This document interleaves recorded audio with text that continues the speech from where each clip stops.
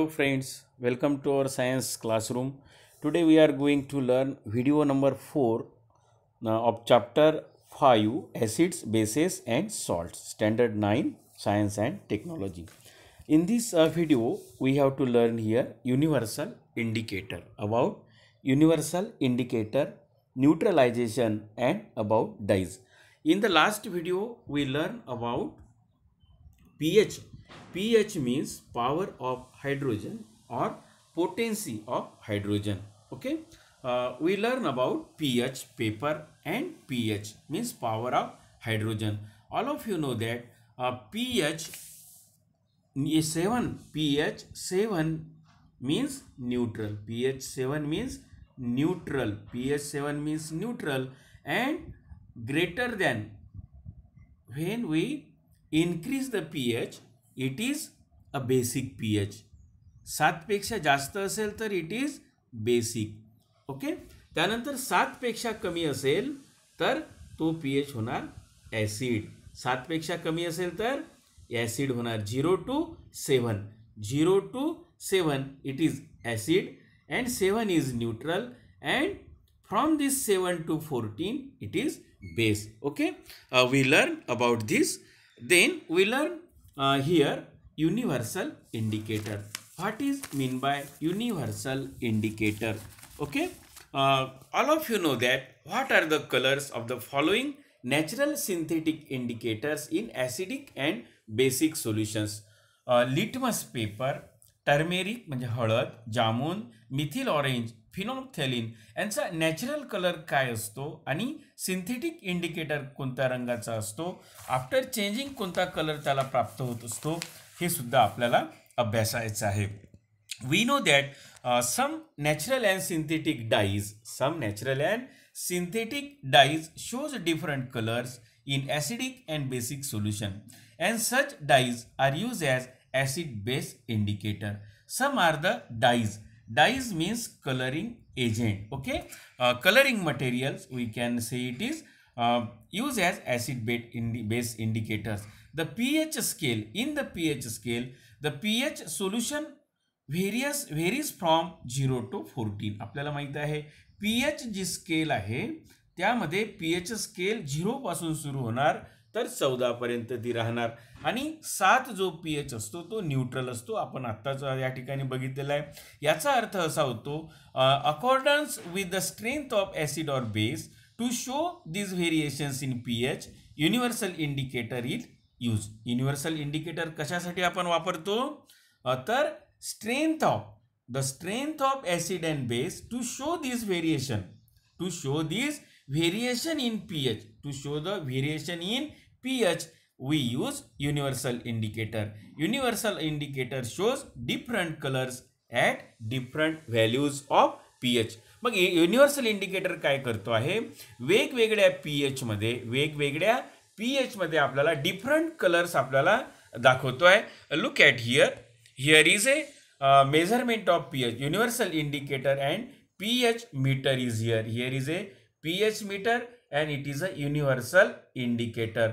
Look at here, neutral बघा तुम्ही, neutral colour कोणता आहे, या ठिकाणी न्यूट्रलचा कलर कोणता दिसतोय आपल्याला, green colour. Okay. Various colours, वेगवेगळे रंग दिसत आहे, वेगवेगळ्या pH मध्ये आपण बघतो आहे. ॲसिड मध्ये जर आलो आपण तर एकदम डार्क रेड कलर आपल्याला दिसतो आहे ॲसिड, आणि इकडे बेस मध्ये पाहतो आहे आपण, म्हणजे स्ट्रॉंग बेस जर असेल तर त्याचा रंग पर्पल दिसतोय आपल्याला, आणि स्ट्रॉंग ॲसिड असेल तर रेड कलर दिसतो आहे. तर ॲसिड आणि बेस मध्ये जे आपण बघतो आहे कलर फॉर्मेशन या ठिकाणी बघतो आहे. हा महत्त्वाचं युनिव्हर्सल इंडिकेटर या ठिकाणी डिफरंट कलर्स आपल्याला इंडिकेट करत आहे ऑन pH पेपर. ओके. तर हा महत्त्वाचा मुद्दा आपण या ठिकाणी पाहिलाय, आणि त्याच पद्धतीनं मेजरमेंट ऑफ pH, या ठिकाणी pH पेपर पण आपण या ठिकाणी बघतो आहे. हे युनिव्हर्सल इंडिकेटर. मग आपल्या पुढे प्रश्न पडतो आहे की युनिव्हर्सल इंडिकेटर कशापासून तयार होतं. Universal indicator is made by mixing several synthetic indicator in specific proportion. विशेष अशा प्रमाणामध्ये जर वेगवेगळे युनिव्हर्सल इंडिकेटर वेगवेगळे सिंथेटिक इंडिकेटर्स पासून तयार होत असतं. The pH of A solution can be determine the pH of A solution can be determine by means of universal indicator. मग युनिव्हर्सल इंडिकेटर काय डिटरमाइन करतं? Universal indicator pH of A solution, pH of A solution is determined by means of pH solution. Okay, हे आपण या ठिकाणी बघितलं आहे. त्यानंतर pH of solution can be determined by means of universal indicator solution or the pH paper. However, the most accurate method of measuring the pH of a solution is to use an electrical instrument called pH meter. मग त्याही पेक्षा जर accurate आपल्याला पाहिजे असेल, pH पाहिजे असेल, मोजायचा असेल, तर या ठिकाणी pH मीटर दिसते आपल्याला. We use pH meter for accurate pH, measurement of accurate pH आपण या ठिकाणी बघतो आहे. The use and electrical instrument call pH meter. आणि या पद्धतीमध्ये pH is measure by dipping electrode into the solution. या ठिकाणी आपल्याला इलेक्ट्रोड्स दिसते आहे. इलेक्ट्रोड डिपिंग करावं लागते, त्या सोल्युशनमध्ये बुडवायचे असतात आणि त्यावरून आपल्याला इलेक्ट्रोडच्या साहाय्यानं, आपण इलेक्ट्रिक मीटरच्या साहाय्यानं, pH मीटरच्या साहाय्यानं त्या पदार्थाचा आपण pH मोजू शकतो. ओके, तर pH म्हणजे काय आणि युनिव्हर्सल इंडिकेटर म्हणजे काय, हा अभ्यास आपण या ठिकाणी केला आहे मित्रांनो. त्यानंतर आपल्याला बघायचं आहे reactions of acids and bases. Reactions of acids and bases. In these reactions of acids and bases, we learn here neutralization. We learn here neutralization. Neutralization means उदासीनीकरण आपण मराठीमध्ये म्हणतोय, उदासीनीकरण. मग उदासीनीकरण म्हणजे काय होते आहे? Neutralisation reaction and acid react with base to form salt and water. म्हणजे neutralisation मध्ये काय होत आहे? In neutralisation reaction acid react with base, acid react with base to form a salt. समजा या ठिकाणी आपण बघू शकतो की HCl ॲसिड आहे. Acid react with base, base कोणता आहे? NaOH. Acid react with base to form salt and water. त्या ठिकाणी काय तयार होणार इथे? NaCl is a salt and water तयार होणार आहे. This reaction is known as neutralization reaction. Okay, आपल्याला हे समजलं असेल. त्यासाठी आपण या ठिकाणी एका प्रयोगाचा आधार घेणार आहोत. या ठिकाणी एक ॲक्टिव्हिटी आपल्याला करायची आहे. Look at here, dilute HCl आपल्याला दिसते आहे. pH इंडिकेटर स्ट्रीप दिसते आपल्याला. या ठिकाणी HCl, डायल्यूट HCl घेतलेला आहे आपण या बीकरमध्ये आणि इथे pH इंडिकेटर आहे आणि ग्लास रॉड आहे. 10 ml या ठिकाणी आपण HCl घेतलेला आहे बीकरमध्ये. ओके, आणि नंतर आपल्याला ग्लास रॉडचा वापर करून त्या pH इंडिकेटर स्ट्रीपमध्ये ड्रॉप बाय ड्रॉप आपल्याला HCl त्यामध्ये टाकायचं आहे. Okay, pH indicator strip and record the pH of the solution. आणि मग पुन्हा काही ड्रॉप आपल्याला NaOH चे टाकायचे आहे. NaOH is a base and HCl is a acid. आधी आपल्याला ॲसिडचे आपण काही ड्रॉप टाकलेले आहे. Then add few drop of sodium hydroxide solution. म्हणजे ड्रॉपरच्या सहाय्याने आपण सोडियम हायड्रॉक्साईड घेतलेला आहे आणि ग्लास रॉडच्या सहाय्याने आपण HCl त्यामध्ये pH इंडिकेटर स्ट्रीपमध्ये आपण जर घेतलं, what happen?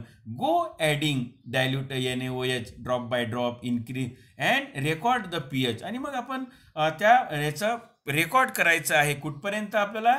Stop adding the NaOH when a green colour happen on the pH paper. कुठपर्यंत आपल्याला थांबायचं आहे? Green pepper. आणि आत्ताच आपण पाहिलेलं आहे green pepper indicate neutral. Green pepper काय इंडिकेट करते आहे? न्यूट्रल करते आहे. न्यूट्रल, न्यूट्रल म्हणजे या ठिकाणी काय बघतोय आपण? न्यूट्रल म्हणजे उदासीनीकरणाची क्रिया आपण बघतो आहे. या ठिकाणी महत्त्वाचं म्हणजे जर आपण HCl आहे, HCl सोबतच आपण जर सोडियम हायड्रॉक्साईड टाकलेलं आहे तर त्याची रिॲक्शन पूर्ण होणार आहे. कोणती रिॲक्शन पूर्ण होणार आहे? या ठिकाणी न्यूट्रलायझेशन प्रोसेस कंप्लीट होणार आहे. केव्हा? जेव्हा त्या pH इंडिकेटर स्ट्रीपचा कलर कोणता होणार आहे? ग्रीन कलर होणार आहे. ओके, म्हणजे when the pH of the solution become 7. म्हणजे 7 जो आहे 7 कलर केव्हा होतो आहे? जेव्हा ती स्ट्रीप ग्रीन कलरची होत आहे. ओके, म्हणजे याचा अर्थ ते सोल्युशन न्यूट्रल झालेलं आहे, न्यूट्रलायझेशन रिॲक्शन कंप्लीट झालेली आहे. ओके, हा भाग आपल्याला न्यूट्रलायझेशन म्हणजे काय आपण या ठिकाणी by this activity we learn what is mean by neutralisation. आपण न्यूट्रलायझेशनचं पाहिलं आहे in the reaction when acid react with base to form salt and water. Okay, it is a neutralization reaction.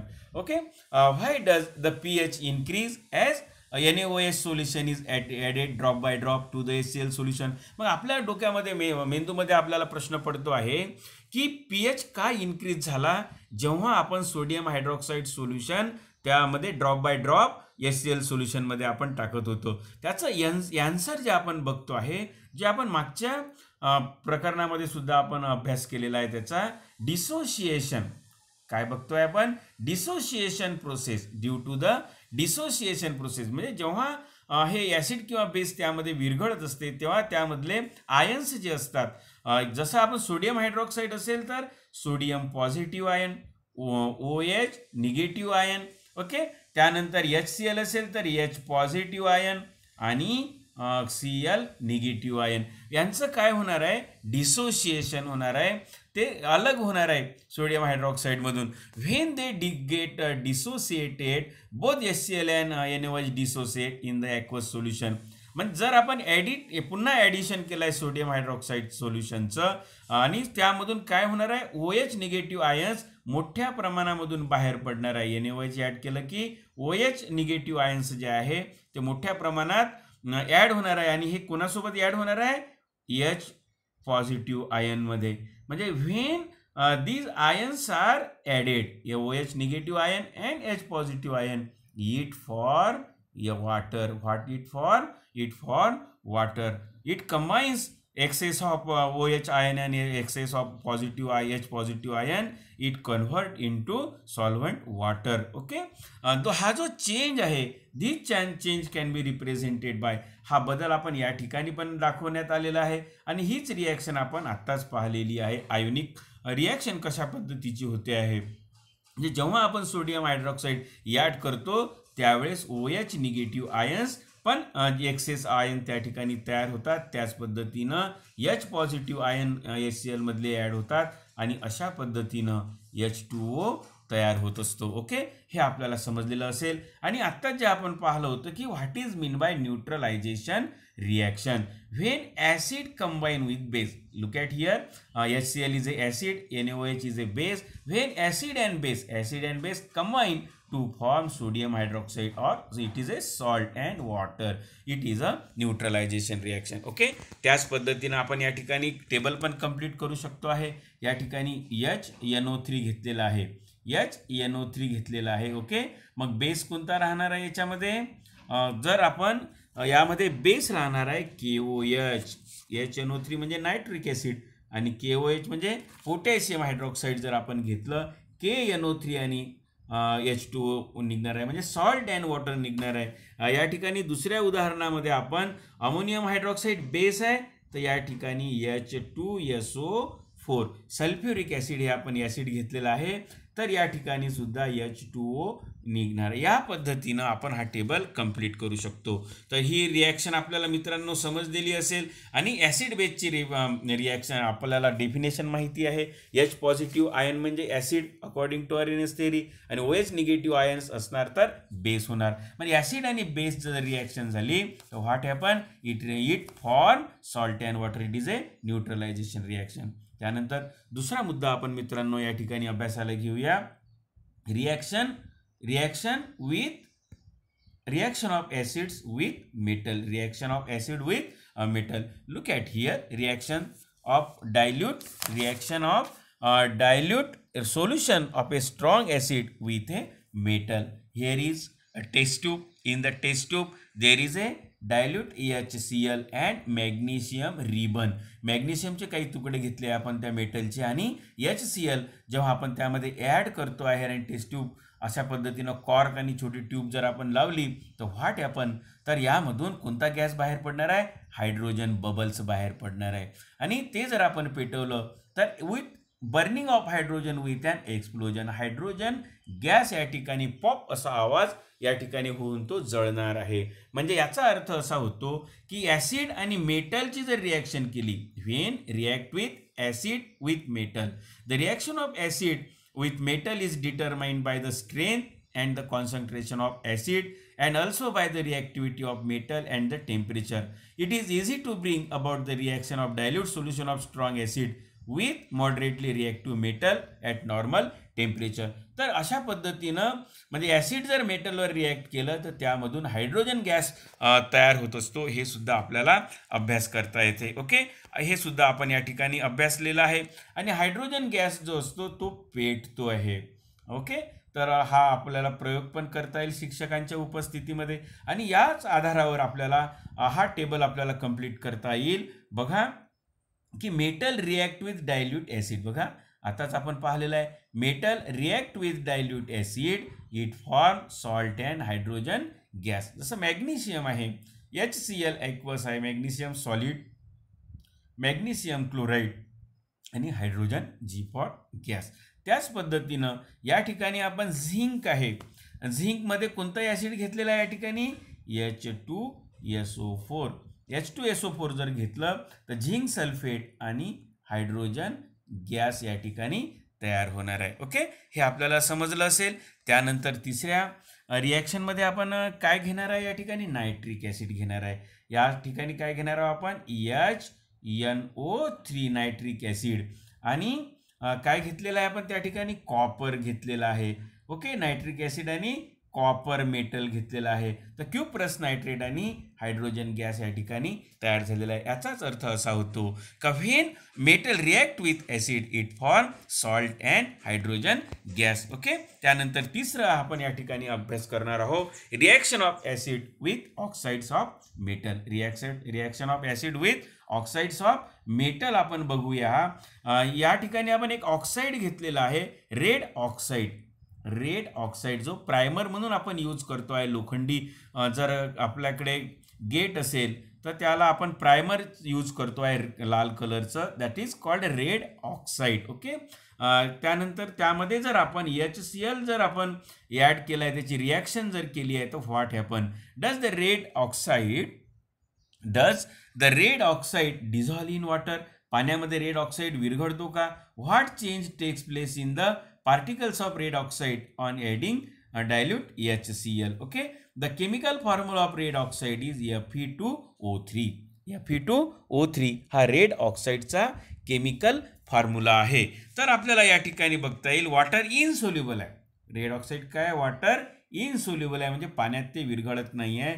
आणि मग जेव्हा ते HCl सोबत रिॲक्ट होत आहे तर तो सोल्युबल सॉल्ट FeCl3 तयार होतो आणि एक येलो कलरचा रंग आपल्याला पाण्यामध्ये दिसणारा या ठिकाणी रिॲक्शन आहे. बघा Fe2O3 आहे, रेड ऑक्साईड आहे, HCl सोबत रिॲक्ट झालेला आहे, FeCl3 ॲक्वस आणि अशा पद्धतीनं ती रिॲक्शन पूर्ण झालेली आहे.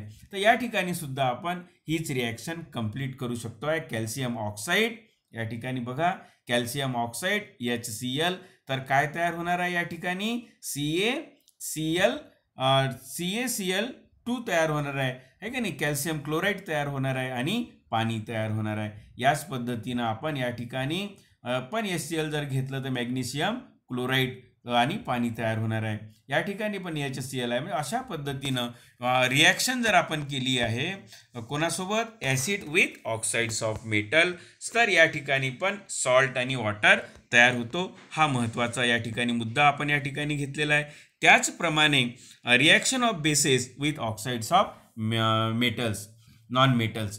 Bases react with oxides of non metal, म्हणजे bases react with oxides of non. आपण आतापर्यंत ॲसिड बद्दलची रिॲक्शन घेतली होती. Bases react with oxides of non metal to form salt and water, म्हणजे बेस जरी नॉन मेटल सोबत रिॲक्ट झालं तरी सॉल्ट अँड वॉटर तयार होतो. या ठिकाणी बघा ऑक्साईड आहे, कार्बन डायऑक्साईड आहे, सोडियम हायड्रॉक्साईड हा बेस आहे. तर हे ऑक्साईड ऑफ नॉन मेटल म्हणजे कार्बन नॉन मेटल, तर या ठिकाणी काय तयार होणार आहे, Na2CO3 हा सॉल्ट आहे. सोडियम कार्बोनेट सॉल्ट तयार होतो. या ठिकाणी पोटॅशियम कार्बोनेट क्षार तयार होतो. या ठिकाणी सोडियम सल्फेट हा क्षार तयार होतो. या ठिकाणी KOH घेतलेला आहे. NaOH घेतलेला आहे.